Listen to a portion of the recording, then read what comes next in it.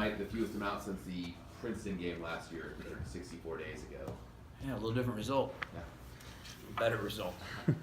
So you guys came out and kind of did probably what you wanted them to do. Got a real big early lead, which allowed you to kind of rest guys or do kind of try some things maybe and do other things. How'd you feel about your team's early performance especially? Well, as you mentioned, that's exactly what we wanted to do was beat them inside. We wanted to, they're a Division II team with a limited number of scholarships. We thought we should be a bigger, stronger, and more physical team. And I think we dominated the boards. We were able to score, get some putbacks, and then we were able to take selective three-pointers. We only took 17 threes, and good, solid, number percentage is very important that we address the game plan. And I thought that defensively it was like, we're not going to try to outscore them. We're going to try to really lock into becoming a better defensive team. And I thought, and then you had the 9-day layoff. And so as a coach, you're worried that you have 5 days off that they actually had for Christmas going home, and a lot of you guys are traveling or flying back and 2 or 3 practices. So, as a coach, you're always worried about, the rest and the concentration. But tonight we were very locked in on just approaching the game in a real systematic, sincere, professional way of like, hey, just an 8-point lead, a 10-point lead, a 15-point lead, a 20-point lead, and beat somebody by 30 because you do it systematically. You just don't got to walk on the court and say, hey, we're Division I, we get a win. It doesn't work that way. And I thought that was we learned a lot about that, and it's nice to get a couple guys their game going again. Marcellus has been really struggling and came off the bench, and we've got a couple guys sick and not even on the bench right now, and so they stayed home, and we needed that. And then I also thought one of the key things was just the amount of time that we got from Isaiah as a backup point guard, and really ran the team for 4, 5, 6 minutes. We can't have Don playing 40 minutes a night, and now Isaiah getting some quality minutes. He did a really good job of just taking and making the passes and running the team and playing some good defense. Came up with a steal. So pleased with some of those developments that we've seen. And then Josh Martin learning how to play a little bit at the 3. We're playing him as a big position and limiting his turnovers, but being aggressive and having some post ups, but also taking the 3 and having some drives, some assists. So we're a team that's got a lot of work still to do, but conference is here and everybody is 0-0. You guys shot really well in the first half, and the second half kind of cooled off. And maybe when you're a shooting team, you guys have a lot of guys who take a lot of shots. You mentioned only 17 threes tonight, but you guys will have ups and downs if you're shooting 25 like you have been a lot of the season. What's the mentality you talk to your team about in terms of continuing to take shots, continuing to have confidence, or maybe kind of reining it back when the first few don't fall? Well, I think it has to be, we have to become more consistent at when we're taking them based upon paint touches. If we get the ball inside on a post or on fast break and transition, and we're able to drive at somebody and you take those rhythm threes, then we don't want thinking about that. Now, if I've missed 2, maybe I need to slow down a little bit and do something else for the team. And if I made 2, well, maybe we'll call a quick play for you and see if we can milk the hand a little bit more. And understanding that we have 4 or 5 guys that really are, can heat up pretty quickly. And I thought the most important guy to understand that, though, is Donovan. And with Donovan's injury last week, he was slowed and his shot was off. And I said, don't worry about your shot. Let's worry about getting other people involved, and then your opportunities for your own little layup and your own little shot. And I thought he had a really good floor game tonight. Just kind of really ran the team especially well. Looking at, obviously you guys come off a 4-game losing streak at the win tonight. Looking at going into conference play, how are you feeling about how your team's playing going into conference and ready to compete in the Big West?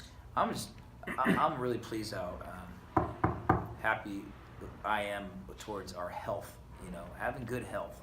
We have guys sick, but that's not injured. And seeing the optimism, seeing Don move quickly and Vic run, Kuba and Mark getting playing time and running, and then Josh learning that position, and he's getting over it, get some confidence back to his knee. You see him flying in for a 2-hand tip tonight. You haven't seen that kind of aggression, that aggressiveness of facing up and ripping baseline, the athleticism. And so the only guy that really has any kind of real concern right now is Carlos has a knee that has gets a lot of wear and tear, and we're trying to keep, got a new brace, trying to keep some of that impact off of him. So gave Alex a lot of minutes in the second half, which I think is good for Alex.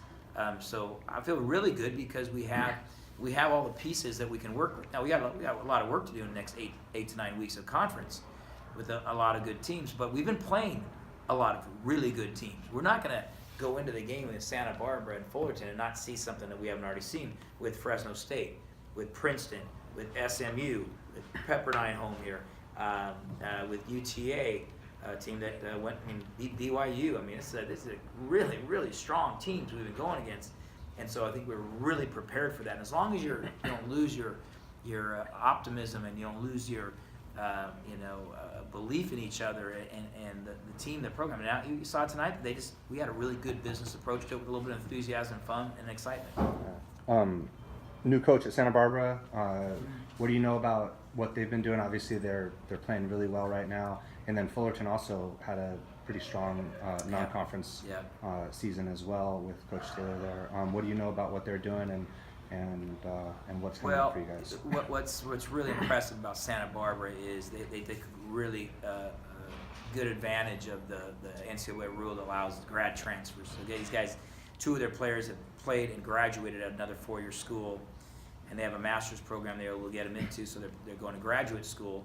So we're talking 5th-year seniors, guys that are 22, 23 years old, that are experienced playing at a real high level, and they've been given a great spark. Also Gabe Vincent, an all-conference candidate, had a knee in this last year, so he's come back, and now he's a 5th-year senior.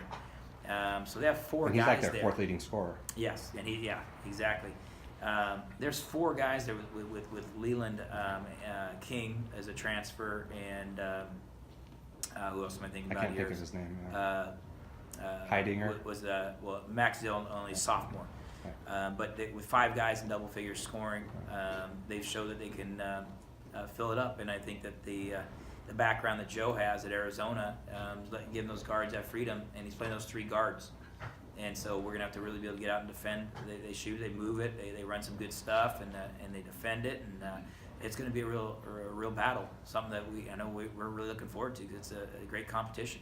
You guys don't have school next week, right? No. So being able to kind of prep, as you won't have students here, which is on the one hand maybe not a great thing, but especially for the rivalry game. But then on the other hand, maybe you get some time to prep a little bit. Yeah, and they're in the same pace.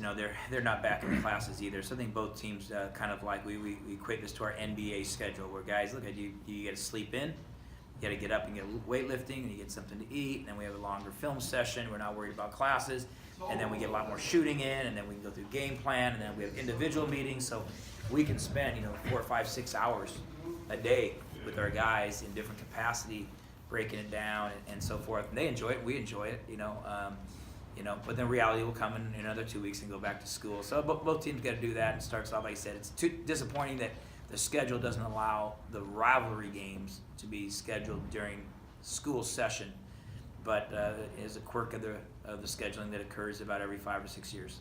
What do you guys still need to get better at right now? I think we have to sustain. We have to sustain when we play well. We have to sustain it for longer periods of time. That's what key tonight was like. Well, I don't want to get ahead by 10 or 15 and then be stuck there. I like the progression that we're ahead by 5 and 10 and 15 and 20 and 25 and 30 and 35. That to me, just becoming really more consistent, both defensively, offensively, and rebounding. I think we've had flashes where you go, oh wow, we're a really good shooting team. Wow, we're getting better inside. Or wow, we can do this, that. I think we just have to become more consistent.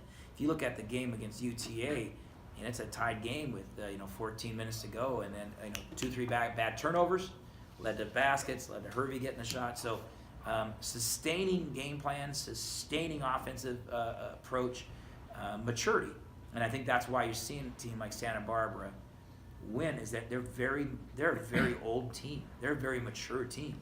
They got guys that are 22, 23 that are really playing well. Last question. Offensively, at least, it seems like kind of game to game, or part of the preseason to part of the preseason. Both Marcellus and Josh have kind of, I guess, seemed like they've kind of found a role at some points, and then have kind of ebbed and flowed in terms of their effectiveness. You talked about turnovers with Josh, and maybe just kind of general contribution with Marcellus. Are you feeling like you're kind of getting into a rhythm, or those guys are getting into a rhythm in terms of connecting with the rest of their teammates on the court and so forth? Well, I look at the total number of games that we've played, and Josh just hasn't played enough basketball.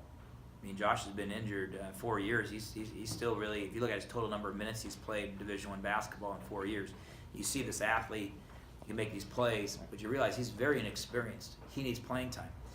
And Marcellus, the same way, has not played Division I. You might have a hot game, but then teams have scouting reports, and they follow the scouting reports, and they're very good at recognizing that. So I think they found more of a rhythm, but I'm not putting it in the bank as, oh, they've arrived now and it's automatic. I think if you look at the most consistent guys that we have in performance have the most minutes historically.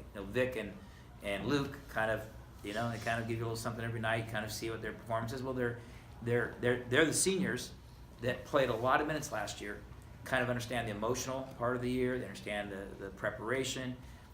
Both Marcellus and Josh are still young in their Division I game experience, and that's what I really like about Santa Barbara's guys is that when you get those grad transfers, they're not junior college transfers. These guys are already played 4 years, then are 4 years at Division I programs, and they're coming in and saying, yeah, we know how this is, and it's a real bonus to them.